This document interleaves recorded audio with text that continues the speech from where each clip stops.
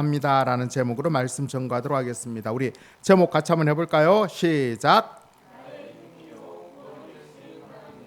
찬양합니다. 아멘. 오늘 본문 1절에 보면 뭐라고 말씀하고 있어요? 이때에 모세와 이스라엘 자손이 이 노래로 여호와께 노래하니라고 말씀하고 있습니다.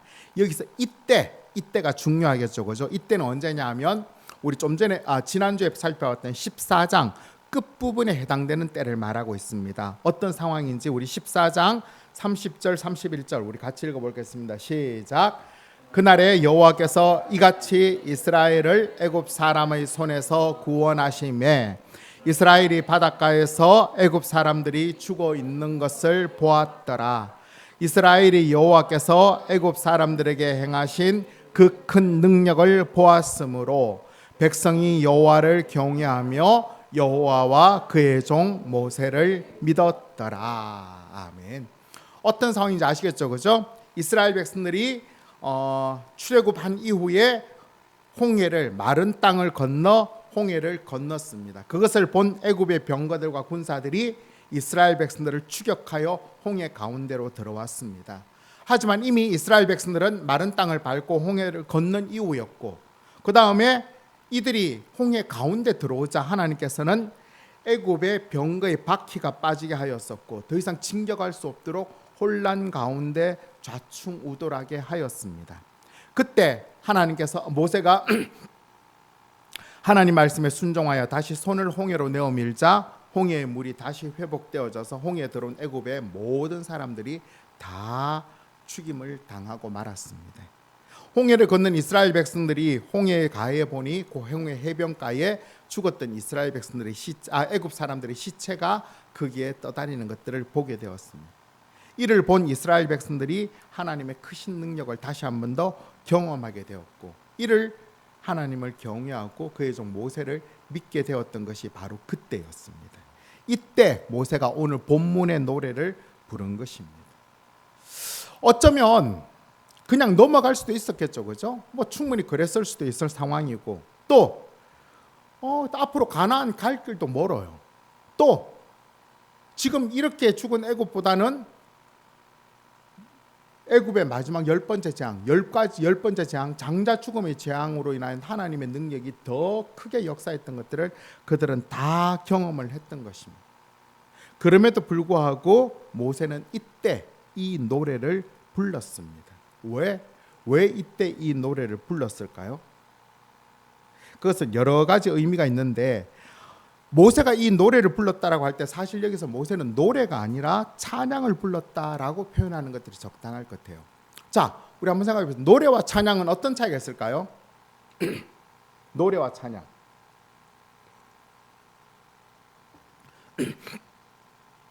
음이 있고 가사가 있다는 것은 같죠, 그죠? 근데 중요한 차이는 바로 대상의 차이예요. 대상의 차이. 만약에 이들이 지금 모세가 노래를 했는데 와 우리가 이겼다, 우리가 참 좋다, 우리가 승리했다, 애굽 사람들 다 죽였네, 이런 노래로 가사로 끝나버린다면 이거는 노래가 될 수밖에 없겠죠, 그렇죠? 하지만 모세가 지금 한 노래를 쭉 살펴볼 때 이 노래는 어떤 노래예요? 자기들 가운데 하나님이 어떤 일을 행하셨고 하나님이 어떤 분이시고 어떻게 나타내셨는지 하나님에 대한 노래가 바로 이 노래인 거예요. 따라서 그것은 노래가 아니라 하나님 한 분에게 집중해 있고 하나님이 어떤 분임을 찬양하는 바로 찬양인 것입니다. 모세가 이 찬양을 부를 수밖에 없었던 이유는 지금은 출애굽한 이후에 첫 번째 위기 앞에서 어떻게 넘어갔는가를 경험하는 거예요. 그렇죠? 앞으로 하나님께서 약속하신 가나안 땅에 들어가기까지는 이런 홍해와 같은 수많은 어려움들이 있을 거예요. 근데 이 수많은 어려움 가운데 어떻게 이겨낼 건가? 모세의 생각은 어떻게 한 거예요? 이 찬양을 불러서 이 찬양을 계속 기억하면 이겨낼 수 있겠다. 그때를 기억할 수 있겠다. 그렇게 생각해서 이 찬양을 불렀던 것입니다. 찬양에는 그런 힘이 있죠, 그죠? 이 찬양을 통해서 또 어려운 일이 생기면, 감당치 못할 상황들이 생겨나면 이 찬양을 부르면서 뭐라고 하겠어요? 그래 홍해 때도 그랬지. 홍해보다는 쉬운 일이잖아. 그때 하나님께서 역사하시 또 역사하시겠지라고 서로 격려하며 나갈 수 있게 되는 것입니다.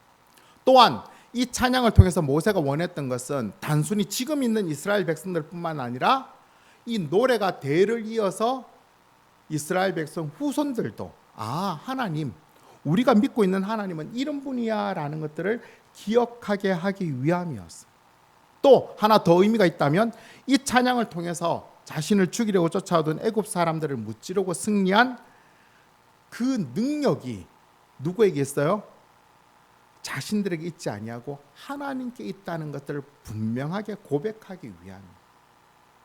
사람들은 망각의 동물이죠, 그렇죠? 지금은 막 애굽 사람들이 죽고 있는 걸 보면서 와, 하나님 대단하다 이렇게 했지만 잠시 시간이 지나면 어떤 생각을 해요? 우리가 잘해서, 마치 자기들에게 능력이 있어서 그렇게 된 것처럼 착각하기 쉽다는 것. 그래서 모세가 그것을 아주 분명하게 드러내기 위하여서 이 찬양을 불렀던 것입니다. 이런 의도를 가지고 이 찬양을 불렀을 때 과연 이 찬양 가운데 어떤 내용이 들어갔는지를 우리 구체적으로 몇 가지 살펴보도록 하겠습니다. 첫 번째로 이 모세의 찬양에는 뭐가 있냐면 바로 하나님이 어떤 분이신지, 그 하나님께서 어떻게 역사하시고 도와주셨는지를 분명하게 찬양하고 있습니다. 오늘 본문 1절부터 3절까지 우리 같이 한번 읽어볼까요? 시작. 이때에 모세와 이스라엘 자손이 이 노래로 그는 높고 영화로우심이요 말과 그 탄자를 바다에 던지셨음이로다. 여호와는 나의 힘이요 노래시며 나의 구원이시로다. 그는 나의 하나님이시니 내가 그를 찬송할 것이요 내가 그를 높이리로다. 여호와는 용사시니 여호와는 그의 이름이시로다. 아멘. 먼저 모세가 찬양한 하나님은 어떤 분이십니까? 높고 영화로우신 분이시며 또 힘이 되시며 노래가 되시며 구원이 되신 하나님이다라고 찬양을 하고 있죠. 또 하나님 어떤 하나님이시죠? 나의 하나님이시며 조상들의 하나님이시며 용사가 되시는 하나님을 찬양하고 있는 것입니다. 모세는 하나님을 찬양하며 그냥 대충 하나님을 찬양한 게 아니라 아주 구체적으로 하나님이 어떤 분이시며 하나님께서 어떻게 역사하셨고 어떻게 나타냈는지를 하나하나 들어서 찬양하고 있는 것입니다. 자, 하나님을 찬양하며 하나님이 어떤 분이시고 어떻게 역사하셨고 구체적으로 찬양하는 것과 아니면 그냥 뭉뚱그려서 하나님 대단하신 분입니다 라고 찬양하는 것 차이가 있을까요, 없을까요? 있을까요, 없을까요? 충분히 있겠죠, 그렇죠? 뭐 예를 들면 마찬가지, 사람도 마찬가지죠, 그렇죠?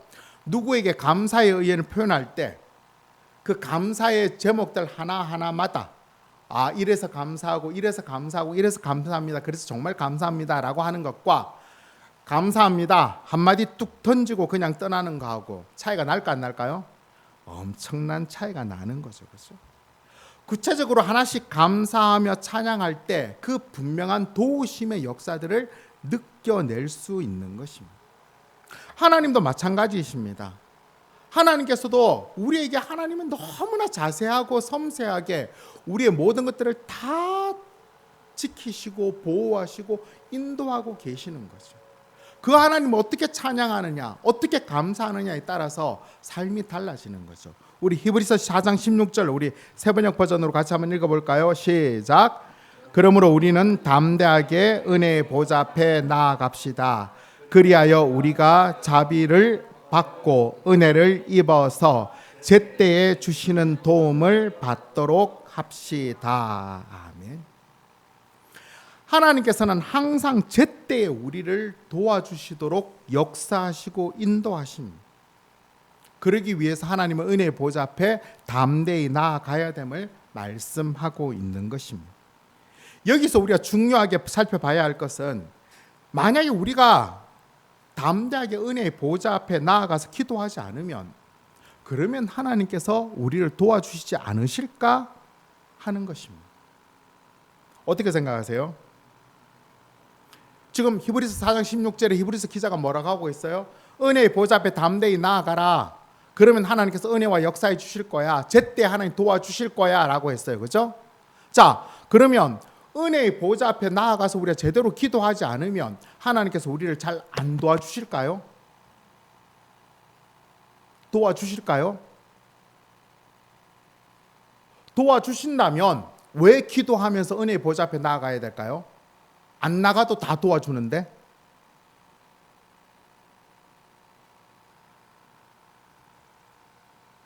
질문이 뭔지는 이해하셨죠? 어떤 차이가 있을까요? 우리가 은혜의 보좌 앞에 나가서 기도하지 못하더라도 하나님은 우리를 분명히 도우십니다. 근데 단지 정도의 차이가 있어요. 정도의 차이. 자, 예를 한번 들어보겠습니다. 우리 집에서 어머니가 자녀를 위하여서 식사를 준비했습니다. 자녀가 어머니한테 매일매일 때 되면 밥 차려달라고, 밥 해달라고 요구를 합니까? 안 합니까? 뭐 할 때도 있고 안 할 때도 있는데 대개는 안 하죠. 그죠? 대개를 안 하면 어머니가 자녀를 위해서 밥을 안 준비하나요? 어머니는 자녀를 위해서 밥을 준비를 해요. 그래도 밥을 준비를 정성껏 준비하죠. 그죠? 자, 밥이 다 되었다, 이제 나와서 먹으라 라고 했을 때 배가 고프니까 아이들이 와서 밥을 먹어요. 근데 밥을 먹으면서 와, 어머니 오늘 이거 정말 찌개 맛있네요. 계란말이도 맛있고 소세지도 맛있고 오뎅도 맛있고 고기도 너무 맛있어, 이렇게 막 이야기하면서 밥을 먹는 것과 어머니 오늘 맛있네요, 그리고 혼자 막 휴대폰 보면서 밥 먹는 거하고 어떤 차이가 있을까요? 자녀들이 차린 것에 대하여서 막 감사하면서 기뻐하면서 같이 먹을 때 어머니의 반응이 어떨까요? 너무 좋죠. 그죠? 그래서 어떤 마음이 들까요? 다음에는 더 맛있는 거, 더 좋은 것으로 해줘야 되겠다는 생각이 들어요. 그죠? 그런데 이거는 뭐 밥상에 앉아마자 휴대폰 키면서 자기 혼자 막 열심히 먹고 있으면 엄마 생각은 어때요? 그래, 열심히 먹어라. 그런데 그 다음에 그 어머니의 마음이 더 확장이 될까 안 될까요? 더 이상 확장이 되지 않는 것입니다. 하나님도 마찬가지예요.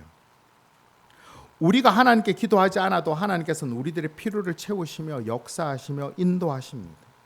하지만 하나님이 어떤 분이시며 하나님께서 어떻게 하시고 어떤 은혜를 나타내시는가를 구체적으로 기도하며 감사하며 찬양하며 나아갈 때 하나님 더 큰 기쁨 가운데 거하게 되는 거예요.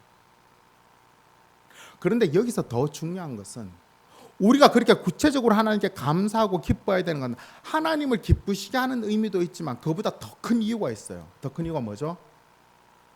바로 내가 기뻐진다는, 내가 기뻐진다는. 아까 좀 전에 예를 하나 들어본다면 밥을 먹으면서 어머니가 차려주신 반찬에 대하여서 감사하고 막 즐겁게 먹으면 내가 그 식탁을 대할 때 기분이 어때요? 좋아요, 행복해요. 그런데 그냥 밥 차려놨으니까 부모니까 당연히 차려놔야지 하고는 앉자마자 휴대폰 보면서 밥만 계속 열심히 먹으면 나는 마음이 어때요?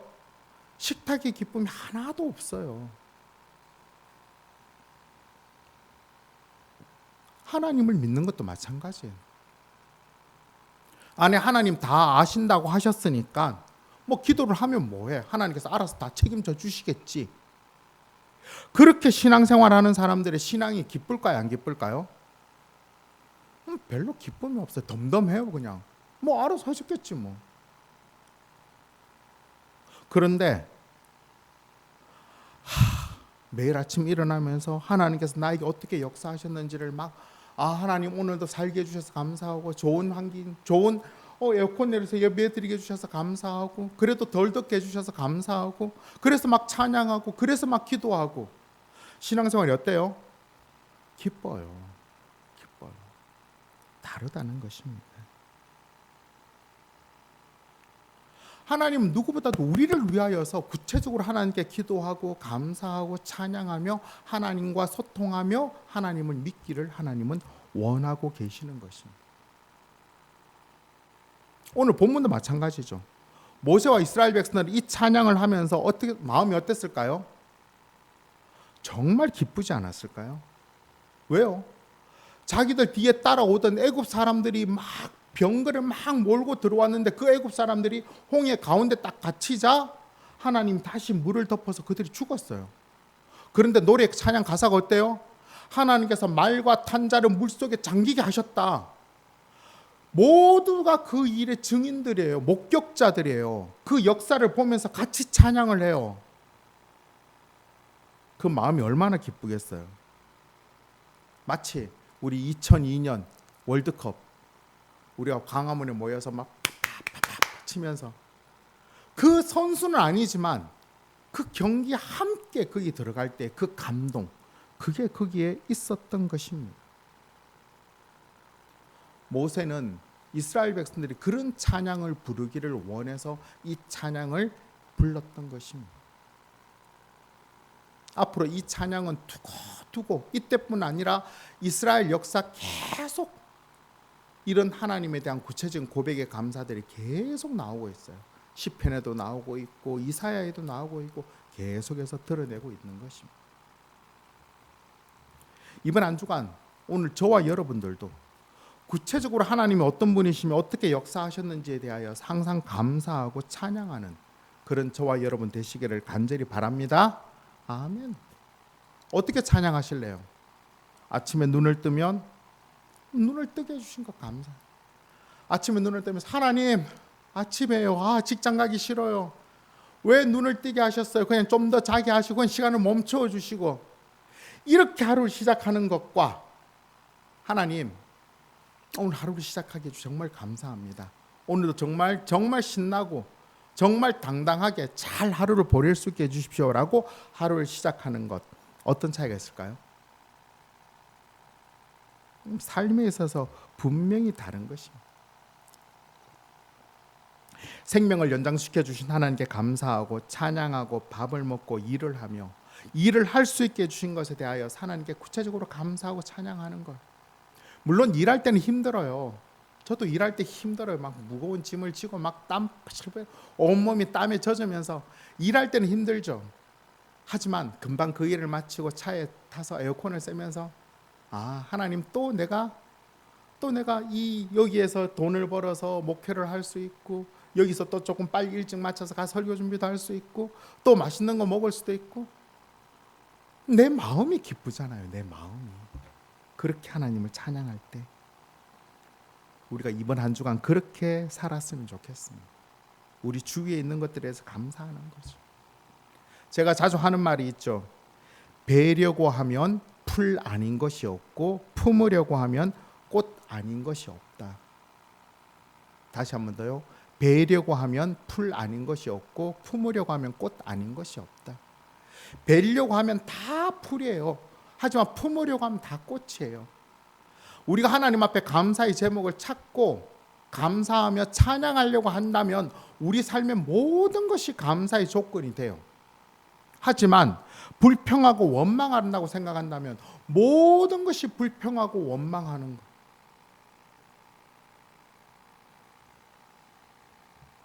여러분은 어떤 삶을 살기를 원하십니까?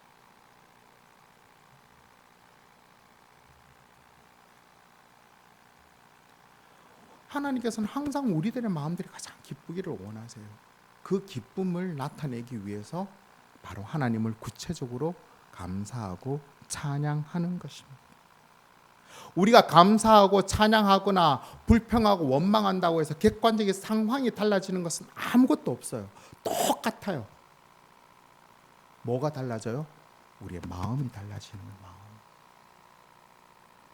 이번 한 주간 정말 하나님의 마음을 품고 하나님께서 나의 힘이시며 나의 노래시며 나의 구원이시며 하나님의 나의 용사가 되시며 나를 위해 대신 싸워주시고 원수들을 무너뜨려 주시는 그 하나님을 항상 기억합시다.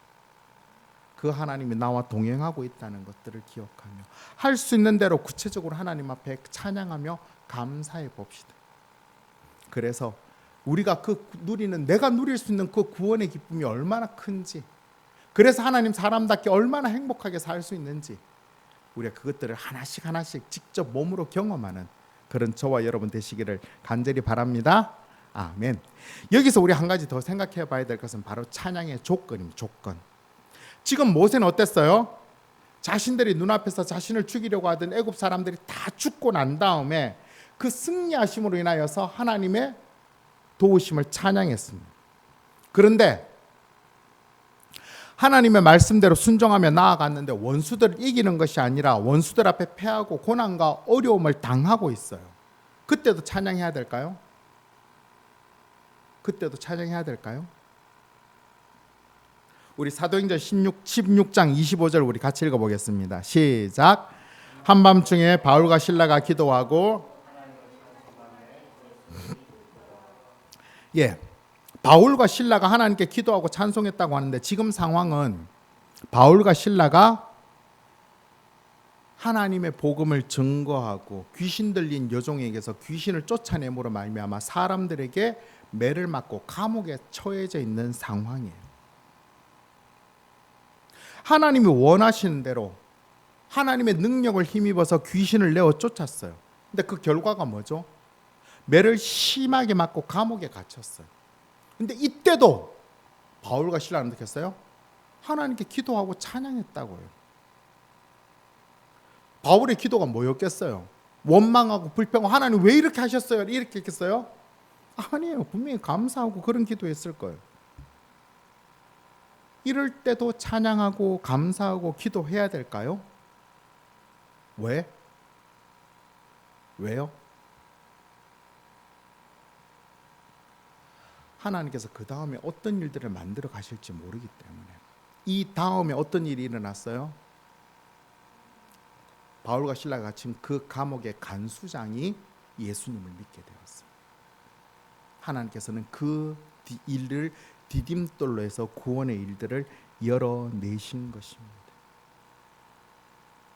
우리 생각으로는 우리의 일이 잘 될 때, 잘 나가고 원하는 대로 뜻대로 될 때 막 찬양하고 감사하며 할렐루야 할 수 있지만 우리의 생각대로 잘 안 풀리고 분명히 하나님 뜻대로 말씀대로 행했음에도 불구하고 힘든 일이 생기고 억울한 일이 생기고 답답하면 우리 마음이 뭐부터 들어요? 원망과 불평부터 가득 들어요.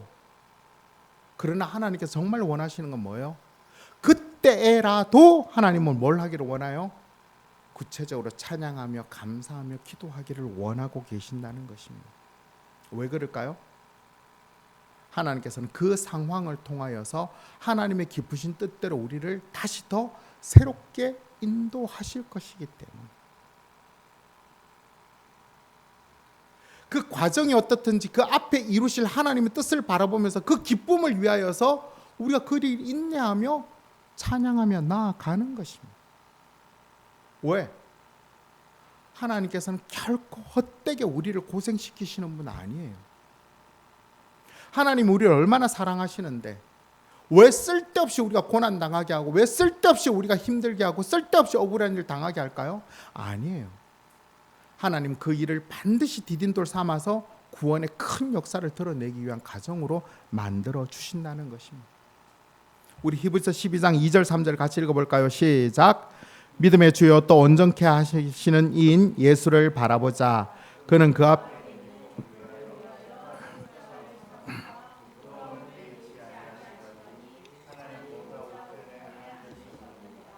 너희가 피곤하여 낙심하지 않기 위하여 죄인들이 이같이 자기에게 거역한 일을 참으신 이를 생각하라. 아멘. 예수님 말씀이에요. 예수님께서 십자가의 고난을 받으셨습니다. 왜요? 십자가를 통하여서 이루게 될 그 구원의 놀라운 역사를 예수님께서는 바라보셨던 것입니다. 그 구원의 기쁨을 위하여서 예수님은 기꺼이 십자가를 참으셨다라고 말씀하고 있습니다. 하나님께서는 우린 예수님을 우리가 바라보라라고 말씀하고 있는 것입니다. 우리가 한 주간의 삶을 살다 보면 우리에게 어떤 일이 닥칠지 알 수가 없습니다. 때로는 기쁘고 즐겁고 잘 풀릴 때도 있고 때로는 힘들고 지치고 억울하고 답답할 때도 참 많이 있어요. 상황은 너무너무 바뀌는데 그 상황에 따라서 일희일비하면서 마음이 요동치는 삶이 아니라 좀 평안한 삶을, 굳건한 삶을 좀 살기 위해서는 우리가 믿는 하나님, 그 하나님을 구체적으로 찬양하고 감사하면서 내 삶의 든든한 시대를 쌓는 거예요. 우리가 보면 이렇게 예를 들면 물이 들어오는 그곳에 방파제를 쌓아요. 방파제를 쌓는데 그냥 시멘트로 해서 큰 벽을 하나 쌓는 것과 밑에서 작은 벽돌 하나 촘촘하게 쌓아지는 벽 쌓는 거, 어느 게 더 견고할까요? 이 큰 벽은 때로는 큰 걸 지켜낼 것 같지만 엄청난 어려움이 닥치면 금방 넘어지면, 한쪽이 넘어지면 그냥 다 넘어지는 거예요. 와라로 다 무너. 하지만 벽돌을 촘촘하게 하나씩 쌓아놓은 같은 거는 그 벽은 안 넘어져요. 그리고 서로 한두 곳이 넘어져도 또 다른 곳으로 견고하게 서 있는 거예요. 우리 삶도 마찬가지예요. 우리가 믿고 있는 하나님에 대해서 구체적으로 하나씩 감사하며 찬양하며 우리 삶의 어려운 부분들, 힘든 부분들을 디디면서 벽을 쌓아 나가는 거예요. 하나님, 오늘 좀 이런 일이 있었는데 참 힘들었어요. 하나님 도와주세요라고 벽돌 하나 놓고, 하나님 오늘 참 감사했어요. 그런 벽돌들이 우리 삶 속에 막 쌓여져 가면 웬만한 어려움이 우리 닥쳐도 하나님에 대한 믿음이 흔들리지 않아요. 하나님 또 알아서 하시겠지. 이 또한 지나갈 것이다. 제발 간절히 원합니다. 그냥 뭉뚱그려서 하나님 앞에 기도하지 말고 아주 구체적으로 하나님 앞에 하나씩 하나님께 감사하고 찬양함으로 하나님과 나와의 관계가 구체적으로 하나씩 견고하게 틀어 세워가는 그런 저와 여러분 되시기를 간절히 바랍니다. 아멘. 둘째로, 첫 번째 모세의 찬양에서는 하나님이 어떤 분인가를 구체적으로 드러내요. 두 번째 모세의 찬양의 특징은 이 세상의 어떤 것으로도 비교할 수 없는 전지전능하신 하나님의 능력을 찬양하고 있습니다. 오늘 본문 좀 길지만 다시 한번 더 4절부터 12절까지, 우리 4절부터 12절까지 같이 한번 읽어볼까요? 시작. 그가 바로의 병거와 그의 군대를 바다에 던지시고 최고의 지휘관들이 홍해에 잠겼고 깊은 물이 그들을 덮으니 그들이 돌처럼 깊음 속에 가라앉았도다. 여호와여, 주의 오른손이 권능으로 영광을 덮어내시니이다. 여호와여, 주의 오른손이 원수를 부수시니이다. 주께서 주의 큰 위엄으로 주를 거스르는 자를 엎으시니이다. 주께서 진노를 발하시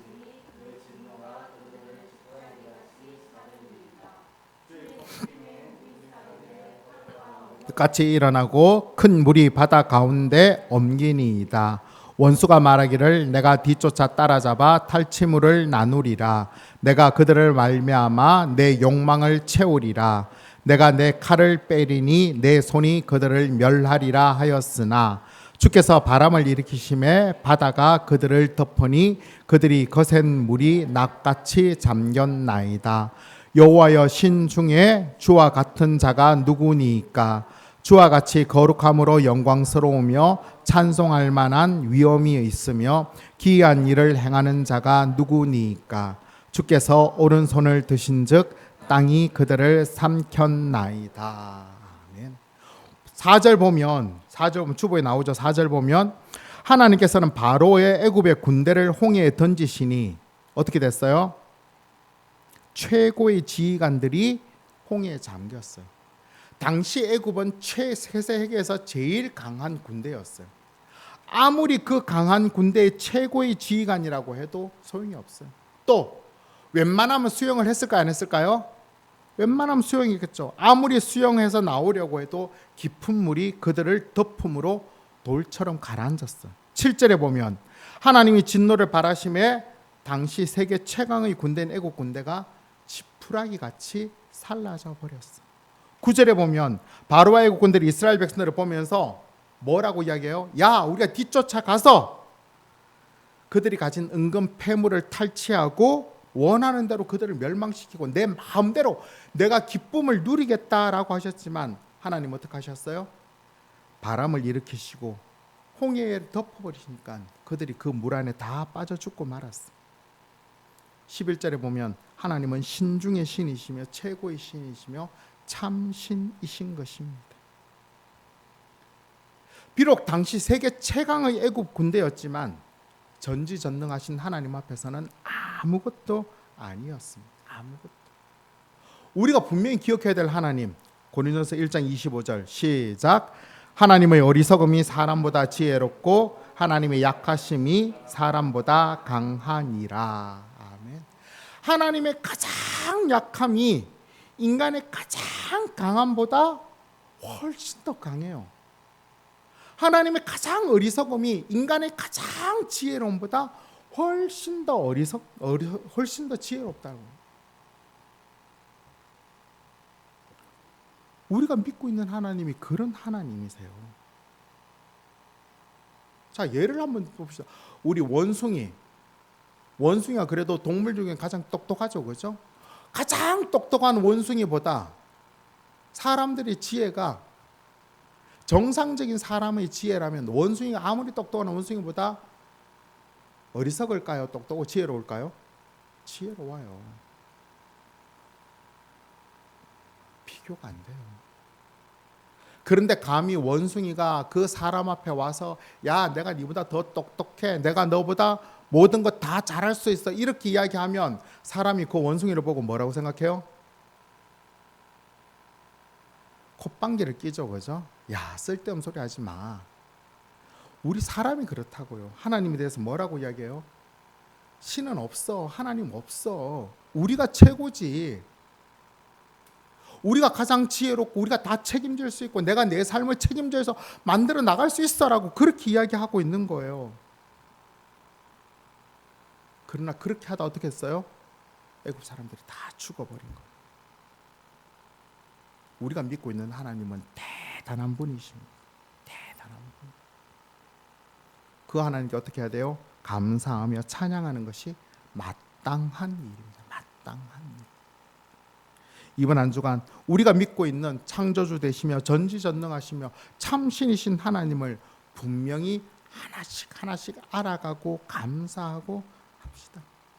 그래서 세상에 주눅들여 끌려다니지 아니하고 오히려 이 세상에 당당히 맞서서 이 세상의 주인이신 하나님의 자녀라는 것, 그 하나님이 내 하나님이 되심을 우리가 분명히 믿으며 당당하게 살아가는 그런 저와 여러분 되시기를 간절히 바랍니다.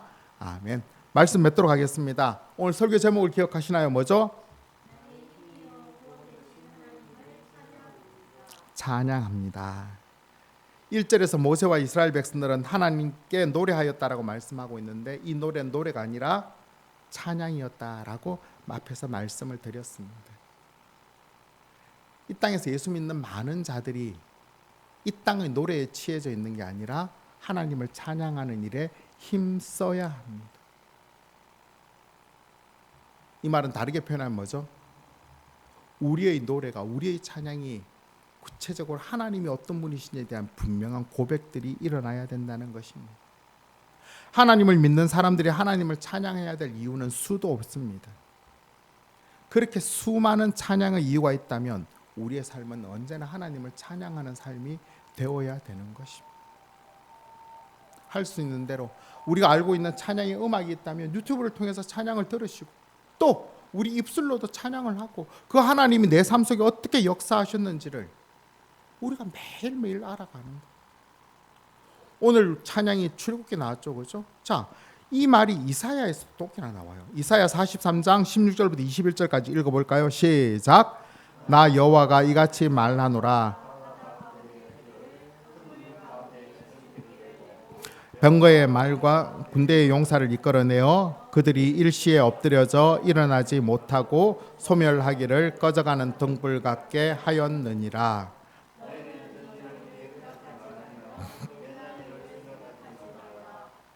내가 새 일을 행하리니 이제 나타낼 것이라. 너희가 그것을 알지 못하겠느냐? 반드시 내가 광야의 길을 사막의 강을 내리니 장차 들짐승 곧 승냥이와 타조도 나를 존경할 것은 내가 광야의 물을 사막의 강들을 내어 내 백성 내가 택한 자에게 마시게 할 것임이라. 이 백성은 내가 나를 위하여 지었나니 나를 찬송하게 하려 함이니라. 아멘. 하나님께서 우리를 지으시고 우리를 선택하신 가장 중요한 이유는 뭐라고요? 제일 마지막 절에 하나님을 찬송하게 하기 위함이다라는 것입니다. 오해하지 말아야 합니다. 우리가 찬송하지 않으면 하나님께서 막 외롭고 하나님께서 막 찬송 못 받으실 것 같아서 우리를 막 짓고 거기서 막 찬송하게 하신 것이 아닙니다. 하나님께서 우리를 지으시고 우리를 찬송하게 하신 가장 큰 이유는 뭐예요? 우리가 그렇게 하나님을 찬양할 때, 우리가 하나님 앞에 그렇게 감사할 때 우리가 세상에 줄 수 없는 기쁨과 평안들을 누리며 살아갈 수 있는 것입니다. 따라서 하나님을 찬송하는 것이 하나님을 믿는 자들에게는 가장 큰 행복이며 유익인 것입니다. 유익입니다. 그래서 시편 150편 6절에 보면 그 시인은 이렇게 해요. 호흡이 있는 자마다 여호와를 찬양하라라고 말하고 있어요. 호흡이 있다는 건 뭐예요? 살아있음을 하나님을 찬양하라는. 왜? 하나님을 찬양하는 가장 행복한 길이며 가장 기뻐하는 길임을 분명히 알고 있었기 때문인 것입니다. 이번 한 주간 또 어떤 상황과 형편 가운데 처할지 알 수 없지만 우리 생명의 주인이시며 우리의 힘이 되시며 우리의 구원이 되신 하나님이 우리와 함께 하십니다. 그 하나님이 항상 시마다 때마다 우리를 도와주시고 인도하고 계십니다. 우리는 그냥 막 나는 그냥 아무 일 없이 그냥 우리가 지금 호흡하는 거 이거 호흡하면서 감사하다는 생각 누가 아무도 안 하잖아요. 밥을 먹으면서 감사하다는 생각 그렇게 쉽게 안 하잖아요. 그러나 그 조건 하나하나마다 하나님께서 간섭하시고 역사하시고 인도하신 결과인 것입니다. 우리가 그 하나님을 믿을 때, 그 하나님을 바라볼 때 우리는 정말로 세상에 없는 그런 기쁨과 평안과 그 은혜들을 우리는 넉넉히 누리며 살아갈 수 있는 것입니다. 항상 이 한 주간 우리 입에서 찬양이 떠나가지 않음으로 말미암아 세상 그 어떤 자들보다 더 큰 기쁨과 평강과 구원의 풍성함을 누리는 저와 여러분 되시기를 예수님의 이름으로 축원합니다. 아멘. 오늘 말씀 생각하며 부르기를 원하는 찬양은 나의 힘이 되신 여호와